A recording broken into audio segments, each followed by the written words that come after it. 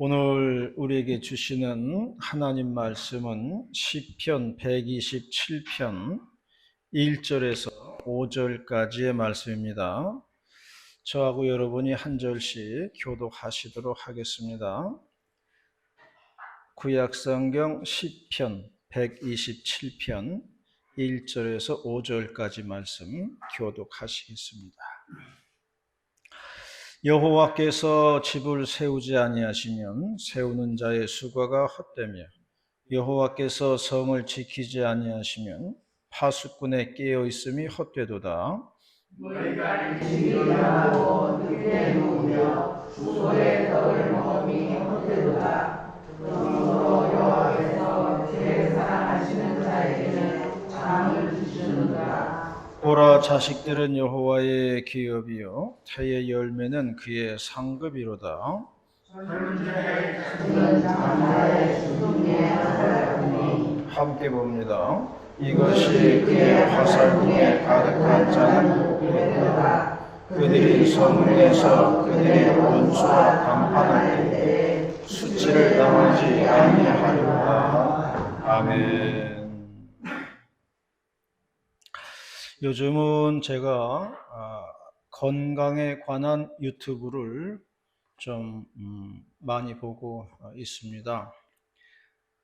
세브란스 병원의 의사들이 그 유튜브를 만들어 가지고 자기들의 그 전문 분야에 대해서 이렇게 얘기를 해주기 때문에 우리 일반 사람들이 그걸 보면은 굉장히 많은 유익한 정보들을 얻을 수가 있더라고요.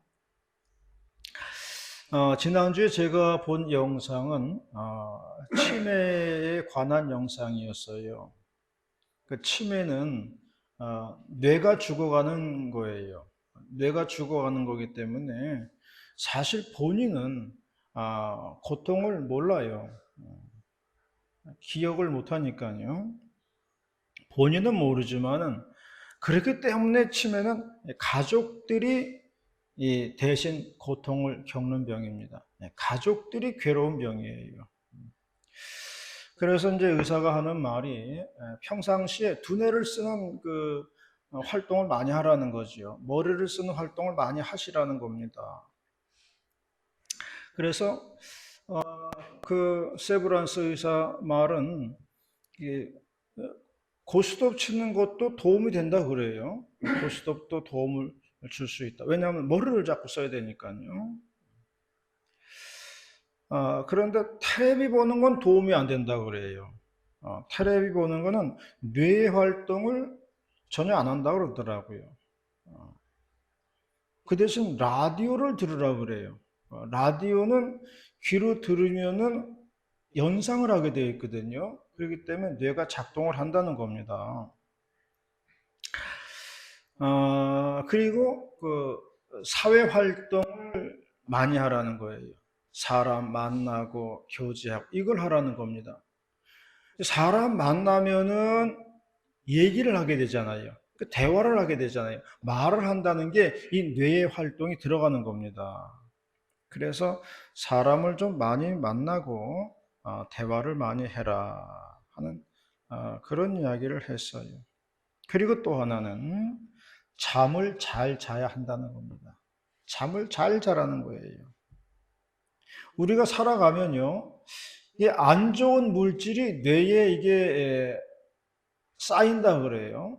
그런데 이게 잠을 잘 때에 이 안 좋은 물질이 없어진다는 거예요. 그래서 잠을 푹 자면은 이 뇌에 쌓인 안 좋은 물질이 이게 사라지더라 하는 그런 이야기입니다. 그래서 옛말에도 잠이 보약이다 그런 말이 있었잖아요.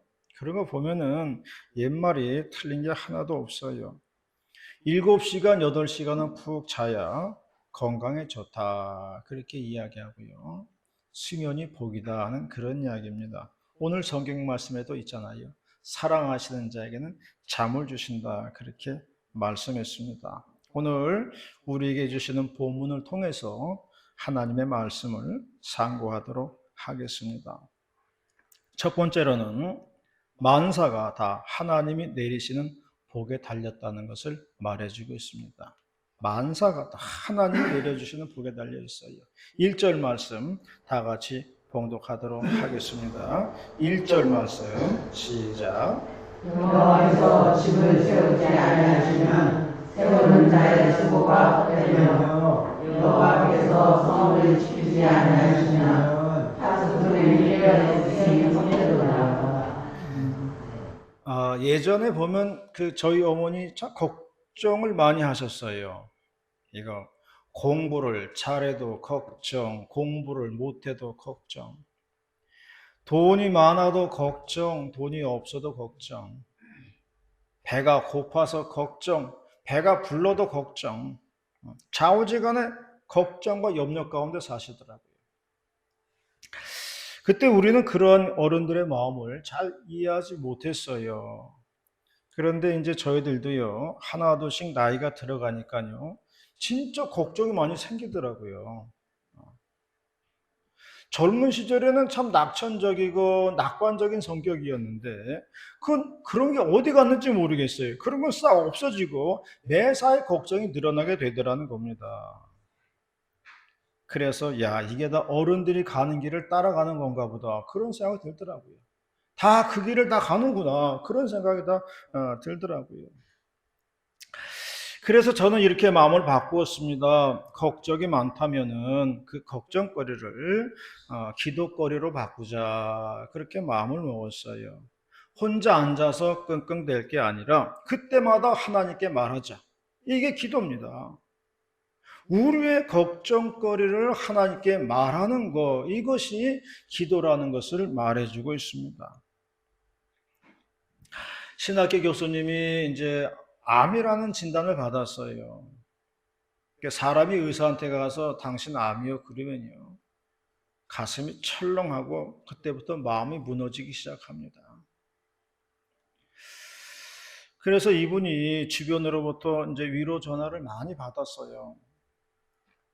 뭐 전화통 붙들고 우는 사람도 있고, 걱정해 주는 사람도 있고, 위로해 주는 사람도 있고, 전화가 많이 왔다는 거예요. 근데 이분이 하도 그런 전화를 받으니까 그게 스트레스라는 거예요. 그래서 그 다음부터는 전화를 받으면 그렇게 말했다는 거죠. 선배님, 기도를 해주든지 걱정을 해주든지 둘 중에 하나를 해주시오, 그랬다는 거예요. 기도를 하든 걱정을 하든 둘 중에 하나를 해달라, 그렇게 이야기했다는 겁니다. 함께 얼굴 보고 걱정한다고 해결되는 것도 아니에요. 함께 모여가지고 한탄만 한다고 이게 해결되는 건 아닙니다. 괜히 마음만 더 무거운 거예요. 어차피 사람이 할 수 없는 일이라면 한탄만 하지 말고 기도를 하라는 것입니다. 하나님께 맡기자는 것입니다. 그리고 하나님의 처분을 기다리자는 겁니다. 이것이 바른 자세인 줄로 믿습니다. 그러다 보니까 저도 기도거리가 많이 생겼어요. 걱정거리가 많아지는 것만큼 기도거리도 많아지는 겁니다. 물론 내 마음속에서 걱정거리가 싹 사라지는 것은 아니에요. 그러나 주님을 의지하고 맡기면 훨씬 마음이 가벼워진다는 겁니다. 여러분에게도 자신에게 있는 염려와 걱정거리를 하나님께 맡기시기를 바랍니다. 여러분의 걱정거리를 기도거리로 만드시기를 바랍니다. 그리하여 하나님의 기도 응답을 받으시는 여러분이 되기를 바라겠습니다. 요즘에 그 마을 주민들하고 우리 교인들이 길병원하고 고려병원 가서 검사를 받아요. 저도 가고 이제 우리 가족들도 가게 될 터인데요. 이런 것이 제가 마을 사람들을 위해서 기도할 수 있는 기회다, 그렇게 생각을 했어요. 모두 다 안전하게 검사를 좀 받으실 수 있도록 기도하는 거죠. 차량이 와서 데려가고 데려오고 하는데 안전하게 오고 갈 수 있도록 기도하는 거죠. 이런 게 다 기도거리입니다. 그래서 요즘 저는 좋은 기도 제목이 하나 생겼구나, 그렇게 생각을 하고 있어요. 그리고 다들 좋은 등급 받기를 바라는 마음이죠. 등급을 잘 받으면은 그 물질적인 혜택도 있더라고요. 그리고 그래서 한번 뒤를 이제 쭉 돌아보니까 이 일이 여기까지 올 수 있도록 한 데는 우리 김의군 씨, 종수 아빠 역할이 컸다 그런 생각을 합니다. 그러므로 이제는 걱정거리가 기도거리가 되고 기도거리가 응답거리가 되어서 물질적으로나 건강적으로나 하나님의 은총을 받는 우리 모두가 되시기를 바라겠습니다. 세상의 모든 일이 내 마음대로 내 뜻대로 돌아가는 게 아니에요. 주님도 말씀하셨듯이 너희가 걱정함으로써 키를 한자나 크게 할 수 있느냐 그렇게 말씀했어요. 할 수 없다는 거지요. 그런데 하나님께서는 우리가 원하는 것을 주실 수 있다는 것입니다. 하나님이 모든 것을 내려주실 수 있다는 거예요. 내려주셔야 복이 된다는 것입니다. 하나님의 그 내려주시는 복이 우리에게 있어야 한다는 것이에요. 하나님이 풀어주셔야 풀리는 것이고 하나님이 내려주셔야 받는 거예요. 우리의 인생길은 하나님이 내려주시는 복에 달려있다는 것을 믿는 저와 여러분이 되시기를 바라겠습니다. 두 번째로 말씀하는 것은 하나님이 주시는 복에는 평안의 복이 있다는 것입니다. 2절 말씀을 다 같이 가도록 하겠습니다. 2절 말씀 시작. 너희가 일찍 일어나고 늦게 누우며 수고의 떡을 먹으니 어때더라. 그러므로 여호와께서 그의 사랑하시는 자에게 잠을 주시는도다. 사랑하는 자에게는 잠을 주신다 그렇게 말씀했습니다. 요즘 교회 십자가가 이상이 생겨가지고 네온 불이 들어오지 않습니다. 그런데 불 꺼진 십자가를 바라보는 내 마음이 평안하더라고요. 왜냐하면 십자가도 잠을 좀 자야 되겠다 그런 생각이 들더라고요. 십자가도 좀 주무셔야 돼요. 십자가 내용물이 너무 밝으니까 주변에 사는 사람들이 밤잠을 잘 못 주무실 것 같더라고요. 그래서 밤에는 십자가도 주무시고 교회 주변의 주민들도 주무셔야겠다 하는 그런 생각이 들더라고요. 환한 십자가 밤새도록 켜져 있으면 좋긴 한데 가까운 데 사는 사람들은 환한 그 불빛이 불편할 수 있겠다 하는 그런 생각도 들더라고요. 밤에는 모두 잠을 자야 됩니다.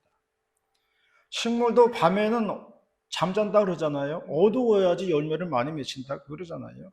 잠을 잘 자야 되는 겁니다. 사람도 편안하게 자야 되는 거예요. 잠이 보약이라고 얘기했잖아요. 푹 자고 일어나면 기분도 상쾌해지는 겁니다. 이러한 복된 잠을 하나님께서 주신다는 겁니다. 지역의 목사님, 그 사모님 중에 잠을 잘 못 주무시는 분이 계세요. 너무나 신경이 예민한 거예요. 그래서 예전에 그 사모님들하고 여자 목사님들하고 어디 가가지고 이제 수련회 1박을 하는데 그 사모님하고 한 방을 썼다는 거예요. 근데 같이 자고 있는데 옆에서 무슨 부스럭 소리만 나도 그냥 일어나더라는 거예요. 그러니 밤에 뭐 부스럭 소리도 뭐 한두 번 나나요. 그러니까 그때마다 깨더라는 거예요. 잠을 못 자는 거예요. 그래서 그분이 늘 꼬챙이처럼 말라 있어요. 이 잠 못 자는 것도 고통이에요. 우리에게 고민이 있어도 밤잠을 설칩니다. 이리 뒤척 저리 뒤척 하다가 밤을 꼬박 새는 경우도 있습니다. 너무나 고민이 많고 걱정거리가 많으면 그렇게 됩니다. 그래서 우리에게는 정신적으로나 심적으로나 평안이 있어야 돼요. 그러기 위해서는 우리에게 그러한 평안이 있기 위해서는 우리가 두 가지만 지키면 틀림이 없어요. 그 원칙이 뭐냐면은 내가 살아가면서 두려워할 분은 하나님밖에 없다. 나는 세상에서 하나님만 두려워하며 살겠다. 그거예요. 그리고 또 하나는 내가 멀리해야 될 것은 죄만 멀리하겠다. 이 원칙만 지키면 됩니다. 이 두 가지 원칙만 지키고 살면요, 심적으로나 정신적으로 평안이 오는 거예요. 우리가 이것을 지키고 살 때에 정신적으로, 심적으로 자유함을 얻을 수 있다는 것을 잊지 마시기를 바랍니다. 이것이 평안이에요. 어느 TV 방송을 보니까 유퉁하고 서른도하고 만나더라고요.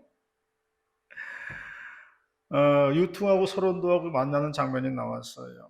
그 유퉁은 8번 결혼을 하고 8번 이혼했다 그래가지고 그 유명해졌어요.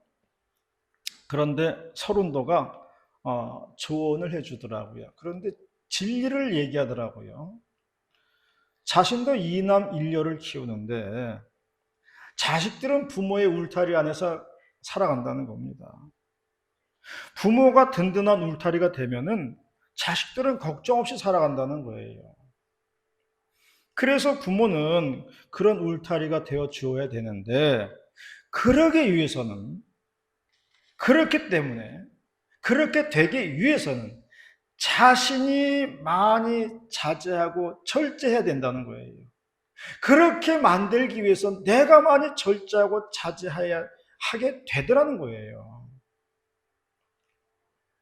그러므로 우리가 얼마나 자제하고 절제하느냐에 따라 가지고 우리에게 평안이 따라온다는 것을 우리가 알아야 됩니다. 평안은 거기에서 오는 거예요. 갈라디아서 5장 22절 말씀엔 이렇게 되어 있습니다. 성령의 9가지 열매가 나오는데 오직 성령의 열매는 사랑과 희락과 화평과 오래 참음과 자비와 양성과 충성과 온유와 절제다. 이렇게 말하고 있습니다. 성령의 열매 9가지 중에서 마지막으로 나오는 은사가 절제예요. 그러므로 아무리 좋은 성령의 열매라고 할지라도 절제가 들어가지 않은 성령의 은사는 독이 될 수가 있다는 겁니다. 어느 목사님이 청년 시절에 교회를 다녔는데 그 교회는 진짜로 성경에서 말하는 이 8개의 은사가 다 있는 교회였대요. 그러면 그 교회가 은혜가 충만하고 뜨겁게 부흥이 돼야 되잖아요. 그런데 그렇지 않더라는 거예요. 왜냐하면 마지막 은사인 절제라는 은사가 없더라는 거예요. 그러니까 교인들이 전부 서로 자기가 잘났다고 싸우더라는 거예요. 자기 은사가 최고라고 서로 싸움이 나더라는 거예요. 성령의 열매 8개 다 받아도 9번째 은사인 절제를 받지 않으면 교만만 쌓이더라는 거예요. 그게 교만해지는 겁니다. 그러므로 우리의 인생을 평화롭게 하는 것은 내 인생 속에서 많이 자제하고 절제를 해야 모두에게 평안이 돌아가는 거예요. 나뿐만이 아니라 내 주변에도 평안이 돌아가게 되는 겁니다. 그래야 내 가정이 평화롭게 되는 것이고요. 내 교회가 평안해지는 겁니다. 잠언에서는 이렇게 말씀했습니다. 마른 떡 한 조각만 있고도 화목하는 것이 제육이 집에 가득하고도 다투는 것보다 나으니라. 우리들은 무엇보다 더 화목을 구하시기를 바랍니다. 화평을 구하시기를 바랍니다. 그것이 하나님이 주시는 가장 좋은 선물이라는 것을 믿으시기를 바랍니다. 저도 노상 기도합니다만은 제가 구하는 것은 성도들의 가정의 평안이에요. 물질의 복이 아닙니다. 평안하면 되는 거 아니겠어요? 가정들의 평안을 위해서 기도하는 거예요. 그것이 최고로 좋은 겁니다. 우리 모두 다 하나님의 가장 좋은 선물을 받는 저와 여러분이 되시기를 바라겠습니다. 마지막으로는 성경은 자녀에 대한 복을 말하고 있습니다. 5절 말씀을 다 같이 봉독하도록 하겠습니다. 5절 말씀 시작. 이것이 그의 하나님의 거룩한 자는 복되도다. 그들이 성문에서 그들의 원수와 강판할 때에 수치를 당하지 아니할 것이다. 언젠가 이제 그 거울이 있어가지고 커다란 거울이 앞에 있어가지고 아들하고 나하고 이제 둘이 서 있는데 아들의 얼굴이 있고 그 옆에 웬 할아버지가 하나 서 있더라고요. 저 노인이 누군가 했더니 그게 내 얼굴이더라고요. 나 혼자 거울을 봤을 때는 몰라요. 그런데 자식하고 딱 서서 있어 보니까 비교가 되더라고요. 자식들 얼굴은 팽팽해요. 그런데 부모들은 늙어가더라고요. 그래서 야, 이젠 서서히 자식들에게 이렇게 옮겨져 가나 보다 그런 생각이 들었어요. 그래도 우리가 실망할 필요가 없는 것은요, 제가 나이 드신 분들하고 이렇게 얘기를 해보면요, 사람이 70이 넘으면은 인생에 대해서 득도를 하는 것 같아요. 진리를 얘기하시더라고요. 진리를 알아요. 그러니까 뭐 70평생을 살았으니까 인생에 대한 깨달음이 오는 거예요. 그래서 나이 70이 되면은 스스로 다 깨달으면서 사는 것 같아요. 누가 가르쳐 주지 않아도 인생을 많이 살아왔기 때문에 득도하는 것 같더라고요. 오늘 성경 말씀은 자식들이 많은 게 복이라고 그랬어요. 말씀에 이게 화살통에 화살이 가득한 게 복이다 말씀하고 있죠. 자식들이 많은 게 복이라는 그런 이야기를 하고 있는 거예요. 그런데 요즘은 아이를 안 낳고 또 결혼들을 안 하기 때문에 한국에서도 인구 절벽의 위기가 닥칠 거라고 그렇게 이야기를 하죠. 어서 결혼들도 하고 아이들도 나올 수 있도록 제도도 잘 만들어야 가야 할 줄로 압니다. 옛말에는 그 딸이 많으면은 살림 미천이라 그랬어요. 그래서 딸이 더 좋다는 이야기죠. 동남아시아나 뭐 이런데 보면은 결혼 지참금 제도라는 게 있습니다. 그러니까 여자를 데려올 때 여자 집에 얼마 정도의 돈을 주고 데려오는 겁니다. 우리나라는 그런 거 없죠. 근데 이제 동남아시아나 이런 지역에는 이제 아직까지 그게 있습니다. 이게 관습으로 굳어져 가지고 내려온다 그래요. 관습처럼 돼 있다 그래요. 그래서 우리나라 사람이 이제 동남아시아나 이런 곳에서 신부를 데려올 때는 결혼 지참금을 주고 이제 데려옵니다. 그래서 사람들은 이것을 가지고 여자를 돈 주고 사온다 그렇게 이야기를 하는데 이건 잘 이해를 못해서 그런 거예요. 이거는 농경 사회에서는요 매우 합리적인 제도예요. 농경 사회를 배경으로 만들어진 겁니다. 옛날에는 대가족이었잖아요. 그래가지고 아버지가 아침에 이제 논이나 밭으로 10명의 식구를 데리고 이제 일을 하러 나가요. 그런데 딸 하나가 시집을 갔네. 그러면은 그다음부터는 9명의 식구가 나가는 거예요, 일을. 10명이 나갔다가 9명이 나가게 되면 한 사람 비는 거예요. 이건 노동력의 감소를 말하는 겁니다.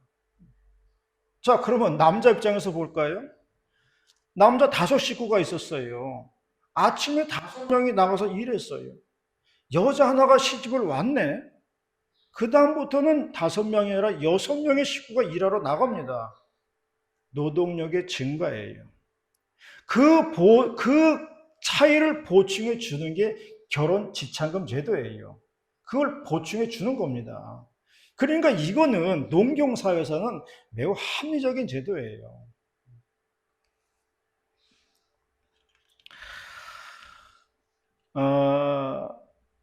손해본 노동력을 보상해 준다, 이런 개념인 거죠. 그래서 옛말에 딸을 낳으면 살림미천이라 하는 말이 나왔어요.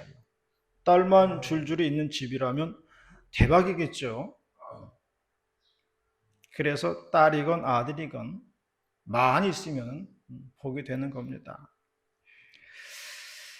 사랑은 내리사랑이라 그랬어요. 위에서 아래로 내리는 겁니다. 하나님의 축복도 내리사랑입니다. 물줄기와 같아요. 낮은 곳으로 아래로 흘러내려가는 것입니다. 그래서 복이 나에게서부터 내 자식에게로, 그리고 내 손주에게로 이렇게 흘러가야 하는 것입니다. 그래서 성경에서도 말씀했어요. 아브라함의 하나님, 이삭의 하나님, 야곱의 하나님, 이렇게 부른 것입니다. 대를 이어서 흘러내려가는 하나님의 복을 말하는 거예요. 축복이 막힘없이 흘러가야 하는 것입니다. 그래서 우리 어른들의 남은 사명은 그저 이 하나님의 복이 우리의 자녀들과 자녀손들에게 흘러갈 수 있도록 기도하는 거예요. 이게 우리들의 남은 사명이에요. 우리들이 해야 할 일입니다. 그래서 대대손손이 하나님의 축복을 받으며 살 수 있도록 해야 한다는 것이에요. 아무쪼록 자손 대대로 이 하나님의 축복을 받으며 사는 복된 가정들이 될 수 있도록 주님의 이름으로 축원합니다. 기도하시겠습니다. 할렐루야. 전능하신 아버지 하나님, 감사 찬송 드립니다. 오늘도 이렇게 귀한 주일날 불러주셔가지고 말씀의 은혜 받게 하시오니 감사합니다. 생명의 말씀을 간직하게 하시고 가슴 신비에 새기게 하여 주시옵시고 말씀 붙들고 살아나가는 그러한 복된 종들의 가정, 복된 심령들 될 수 있도록 인도하시고 역사하여 주시옵소서. 할렐루야. 감사드리며 거룩하신 예수님의 이름으로 기도 올리옵나이다. 아멘.